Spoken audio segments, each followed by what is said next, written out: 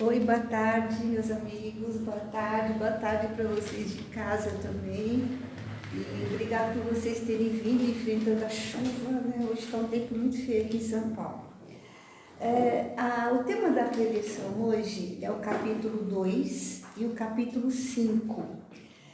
O capítulo 2 tem um tema que eu acho máximo, o meu reino não é desse mundo.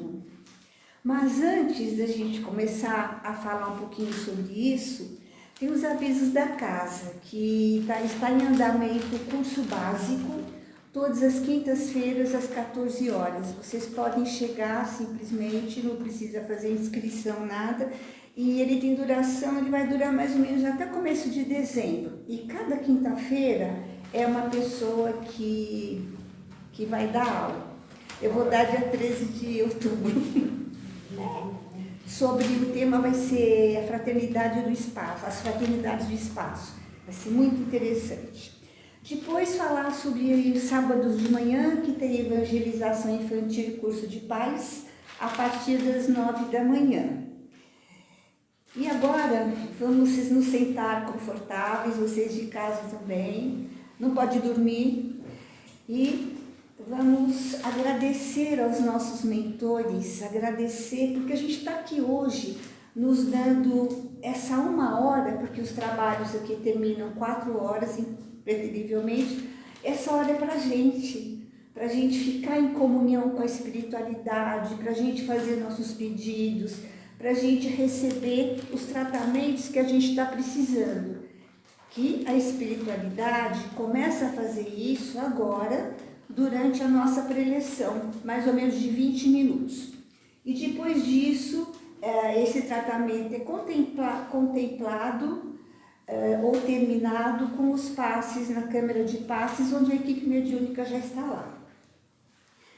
Então vamos assim, agradecer com todo o nosso amor esses momentos, oferecendo a prece que Jesus nos ensinou para toda a espiritualidade.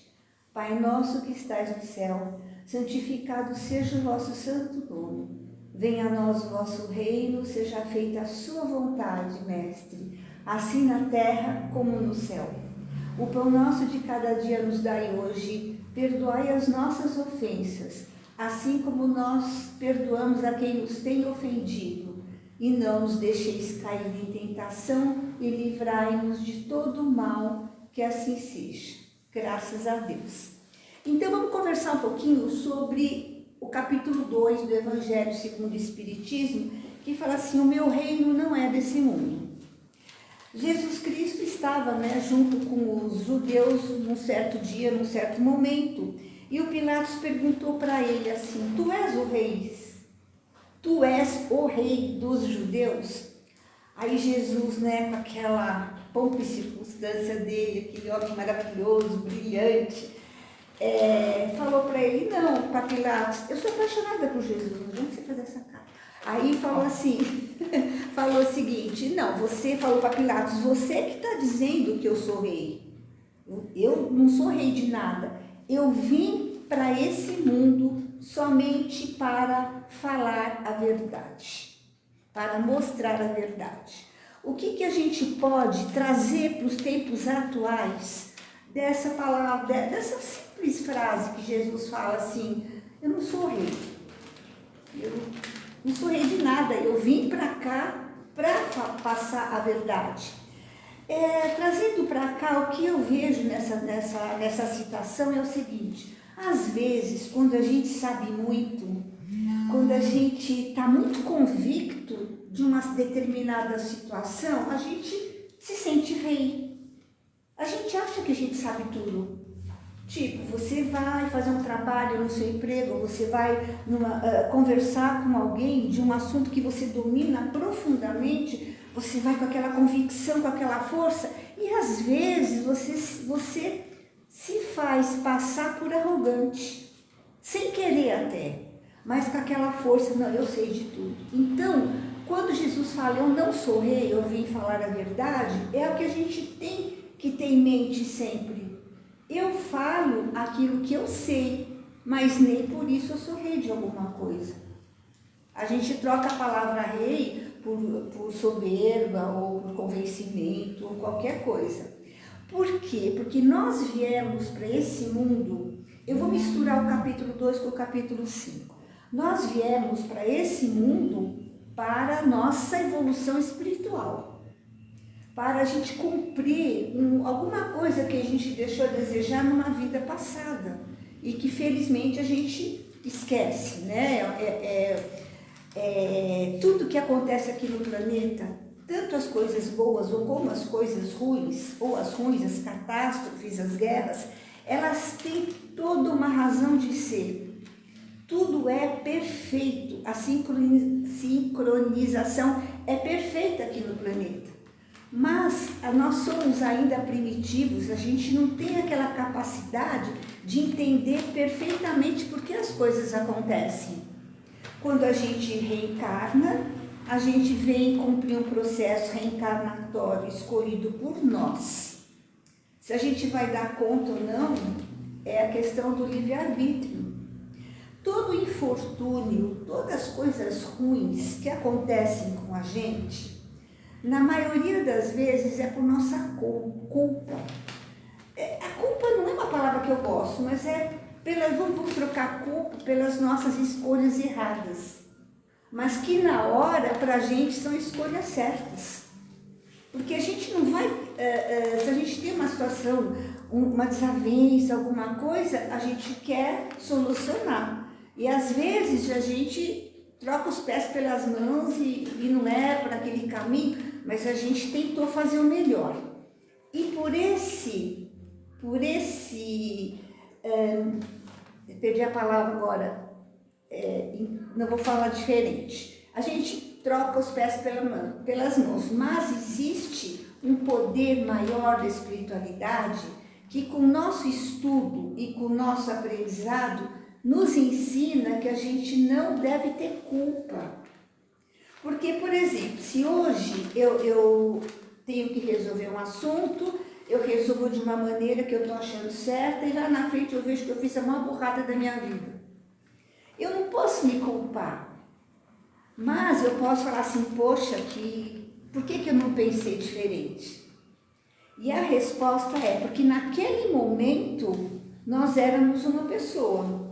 Só que no momento que a gente consegue discernir que a gente poderia ter feito diferente, nós já evoluímos. Porque a gente evolui todos os dias. Todos os dias a gente aprende alguma coisa. Mesmo que a gente não perceba, porque fica no nosso subconsciente. Então, para a gente viver com sabedoria, para a gente conseguir não sofrer muito, né, nessa vida, para a gente conseguir passar o que a gente escolheu, as dificuldades de uma maneira menos doída, a gente tem que entender que nós estamos tentando, a gente está tentando caminhar da melhor maneira. E a gente cai, levanta e a gente tem que aprender. E eu tenho certeza, a gente está sempre aprendendo. Então a gente não pode nos culpar, a gente tem que ter compaixão por nós mesmos. A gente tem que se abraçar, a gente tem que se amar, porque Jesus já falava, amai aos outros como a si mesmo. Se a gente não se amar, se a gente não lembrar que nós somos filhos de Deus, a gente tem um Deusinho aqui, nós somos deuses na verdade. Se a gente não souber que a gente tem a mesma força que Jesus Cristo, apesar de não ter a visão dele, que ele era, as pessoas falam que Jesus é filho de Deus, mas se você for buscar, Deus é essa energia que existe, que criou o universo, criou o planeta, e a gente dá o nome de Deus. Você pode dar o nome que você quiser, tá? Mas no planeta é chamado de Deus. E existem outros mundos, existem outros lugares muito mais adiantados. E Jesus Cristo, ele veio de um desses mundos muito adiantados para melhorar o nosso planeta. Porque, coitado do Moisés, né? O Moisés, coitado, ele tinha que segurar o povo na base, dá licença, desculpa, ele tinha que segurar o povo na base da força. Porque na época de Moisés, o Deus, dá licença um pouquinho, o Deus era punitivo. Aí veio Jesus para ensinar que Deus é amor, mas é um espírito, assim, de uma luz que dizem a literatura que demorou muito tempo para Jesus conseguir diminuir a aura dele, para ele poder nascer da Virgem Maria. Né? E aí é uma outra história, porque eu vejo que a Maria era tão magnífica quanto Jesus. Porque uma mulher, aos 13 anos de idade, o livro sobre a vida de Maria é apaixonante. Aos 13 anos de idade, ficar grávida e as pessoas acharem que ela era virgem, aí é uma outra história que eu não vou entrar, não dá nem tempo. Era um espírito muito iluminado também, porque depois ela seguiu Jesus na sua caminhada. Vale a pena ler o livro Maria sobre isso. Então, o que acontece? Nós temos que, para a gente poder ajudar esse planeta, nós temos que mostrar para as outras pessoas, por exemplo. Porque a coisa mais chata é você encontrar, você está conversando com alguém e a pessoa querer te catequizar, né? Não, você tem que fazer isso. Gente, ocorre você ver alguém e faz tchum na sua cabeça. Eu não aguento. Apesar de eu adorar falar sobre espiritismo, não é legal. Tem hora, tem momento, tem as reuniões para isso. Agora, se encontra uma amiga, a pessoa começa a não dá certo. Então, para que a gente não seja uma pessoa chata dessa, né? A gente tem que mostrar para as pessoas com o nosso exemplo. O que a gente faz? Não falar mal das pessoas. Quando alguém chega e começa a fazer uma fofoca, você desvia o assunto, assim, sabe? Para não alimentar fofoca, para não falar mal das pessoas, porque a gente precisa, é o que é difícil nesse momento, respeitar a opinião de cada um. Agora, nesse momento que a gente está, uma semana antes das eleições, a gente está sendo testado nisso, mesmo dentro da casa da gente. Sabe, sei lá, na minha casa, na minha família tem 2 veios, tem um que gosta de um, outro que gosta de outro. Eu fico neutra, eu falo, não discuto política com ninguém, porque não adianta. A gente tem que se respeitar do que a gente gosta, do que é importante para a gente e tem que respeitar o outro. Mas hoje em dia não é uma pauleira só, né? Não, você gosta desse, não. E aí sai aquelas brigas. E isso separa as pessoas. E se você for ver a essência disso, é uma besteira. Você está jogando fora, você está mexendo com uma energia que não é legal a troco de uma coisa que não dá para a gente resolver com a nossa mão. Mas isso faz parte ainda do lado primitivo que a gente tem. Mas isso a gente vai reencarnando, a gente vai tentando seguir os caminhos de Jesus sem hipocrisia, sabe? Fazendo as coisas que estão ao nosso alcance e com isso o planeta vai chegar na regeneração. Vai demorar ainda uns 500 anos, eu acho, se não for mais, mas vai chegar porque não dá tempo. Se você tem 20 anos, onde você começa, antes, sei lá, muito mais, vamos dizer uns 18 anos, onde você começa a sentir essa vontade de mudar, porque antes disso, com adolescente, é complicado. Aí você tem o quê? Você tem uns 30, 40 anos para atuar. Aí você já está velho que nem eu, daqui a pouco você tem que ir embora. Aí você tem que voltar de novo, melhorado, né? Para dar uma continuidade nisso. Mas a gente consegue, o planeta vai sim se regenerar. Vida futura. Como é que vocês veem a vida futura? Vocês fazem planos? É complicado hoje em dia você fazer planos porque as coisas estão virando muito. Mas tem um segredinho, sabe?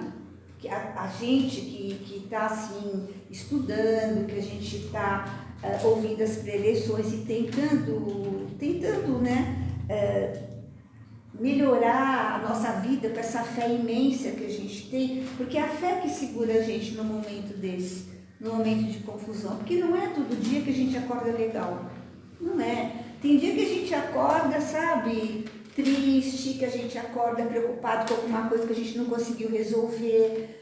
Mas se a gente armazenar, a gente ficar assim, só pensando nessa tristeza, a gente não vai deixar que a intuição nos resolva o que a gente precisa resolver.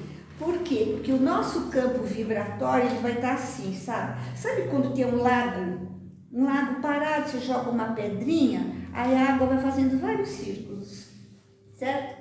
Se a gente conseguir, num dia que a gente não tiver legal, se a gente conseguir, se a gente se lembrar de fazer isso, de se acalmar, de ficar uns minutinhos sereno, o que vai acontecer? Os nossos mentores, eles chegam perto de nós, porque aí a gente está permitindo que o nosso campo magnético fique tranquilo, os nossos mentores ficam do nosso lado e a gente vai pedir intuição. Gente, isso funciona tanto, olha, eu queria que vocês acreditassem, porque eu nessa vida eu já tive assim, a graça de receber várias vezes o que eu devia fazer. E na hora que a gente está assim, com a cabeça quente, a gente está nervoso, a gente está triste, a gente não permite que a espiritualidade chegue perto da gente. Porque eles são puros, eles têm uma energia de amor, eles precisam ser compatíveis com a nossa energia pessoal para eles poderem chegar e nos intuir. E a gente não pode esquecer que os nossos amigos espirituais, principalmente o nosso mentor, é o nosso amiguinho invisível, né? Ele nos escolheu por afinidade, você pode chamar de mentor ou anjo da guarda. É um presente que Deus deu pra gente. Então a gente pensa, poxa, eu sei pensar, eu sei raciocinar, eu sei que existe um cara fantástico que é Jesus Cristo, que está aqui dentro da gente. Eu tenho um amigo espiritual que é o mentor anjo da guarda. Bom, se a gente pensar assim, a gente tem tudo, né? Fora a força interior. Essa força interior, a gente só vai descobrir quando a gente precisar dela. Porque nós temos a capacidade de passar por todas as provações. Porque todas as provações que estiverem na nossa vida, fomos nós que escolhemos. É verdade, é complicado. Às vezes a gente fala, poxa, por que eu fui escolher tanta encrenca? A gente não sabe, precisa ver de outra vida lá atrás. Se a gente deveu muito também. Então, o Espiritismo, ele nos dá, né?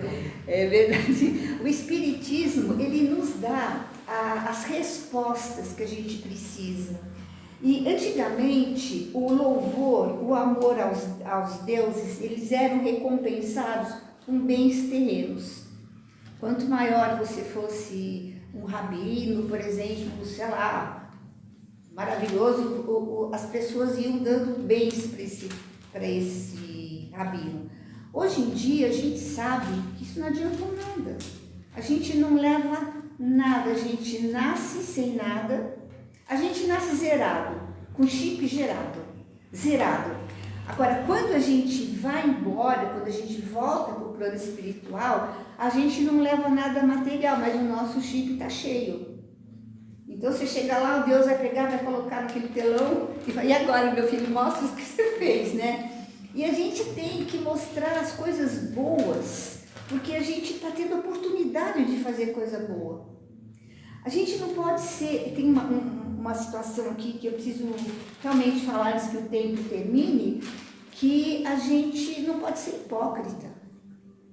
Porque veja bem, amar a Deus sobre todas as coisas e amar a Jesus é fantástico. Então a gente não pode de repente, tipo assim, eu não vou comprar essa bolsa porque Jesus não quer. Ele vai dizer que eu estou vaidosa. Eu não vou comprar aquele sapato. Gente, isso não existe.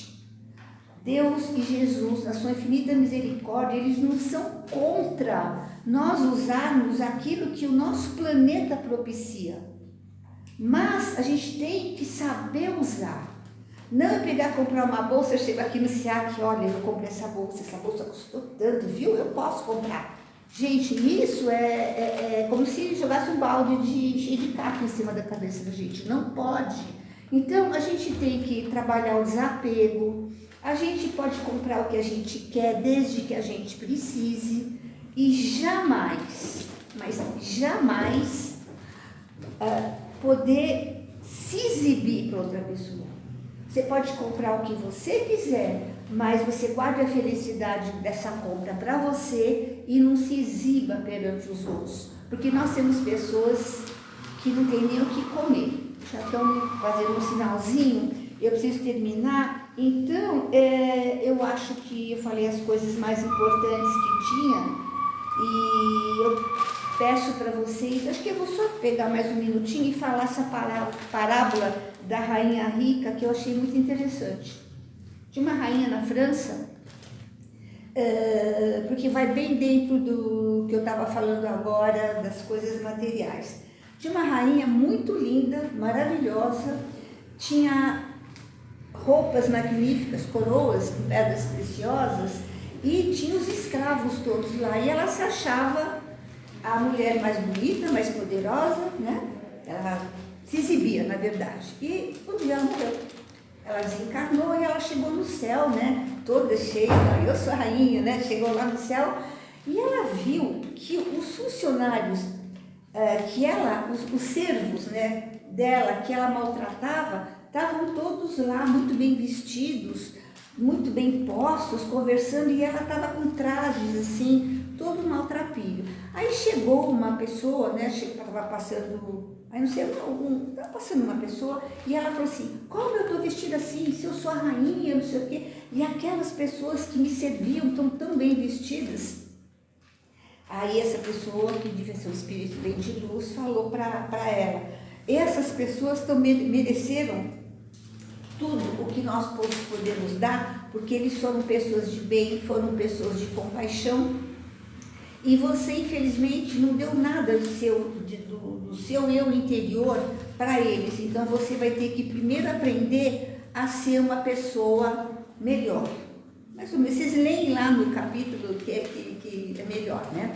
Agora eu preciso terminar, gostaria de ficar falando mais, mas nós vamos fazer o seguinte agora, nós vamos se colocar de novo de uma maneira assim tranquila, vamos fechar os nossos olhos e vamos fazer a nossa vibração.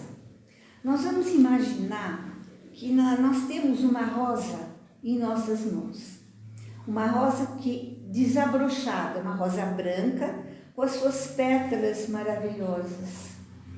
Essa rosa, ela vai receber todos os nossos fluidos de amor, de compaixão, de esperança. E a espiritualidade vai também colocar tudo o que for necessário em forma de gotas de orvalho. Essa rosa, então, ela está energizada. E vamos pedir aos espíritos superiores que transformem essa rosa em milhões delas. E que essas rosas sejam depositadas no colo de todos os seres desse planeta, nos cantinhos mais longínquos, de todos aqueles seres que estiverem precisando de consolo, de amor, de esperança, principalmente nos países em guerra. Que essas rosas sigam para a Rússia, para a Ucrânia, para aquele lado tão sofrido.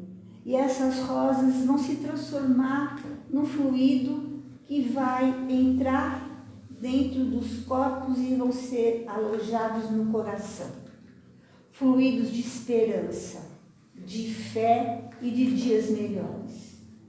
Senhor Jesus, nós pedimos a sua imensa benevolência para o nosso planeta.